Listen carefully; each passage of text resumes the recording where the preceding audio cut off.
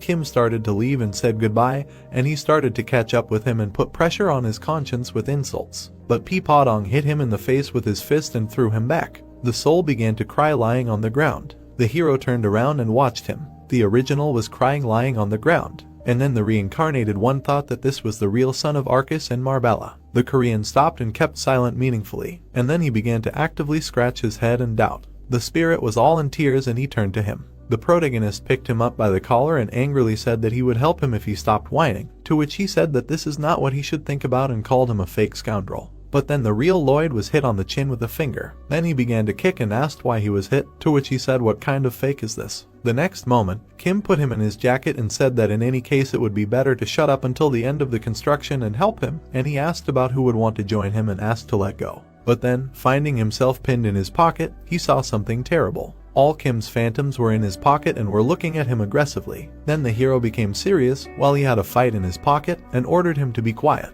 And then the protagonist thought that the construction project was 110 kilometers long, and the sooner he finished, the sooner he would shut up this scoundrel. A trench was dug on the ground, and after the first stage of excavation work was completed, it was time to start the second stage, and to create a coating under the sleepers, they used stones from volcanic rocks. After they laid out the bundles on the excavation, and this was the third stage, to lay sleepers from the woven legs of a centipede. When the rails were laid on top of them, it was the fourth stage. They were made of centipede shells processed by Xavier. And then, when Peepodong stood up, whom the hero called, the fifth stage began. The hamster began to jump and thereby exert pressure. Watching this, the protagonist thought that of course this is not the latest construction method, so the road is dusty and shakes like crazy, and this is probably the worst ride in history and someone can throw up, or there will be a mess, but Lloyd scrunched up his arrogant face and thought that he does not care. Then he pointed to the swordsman and told him that he was going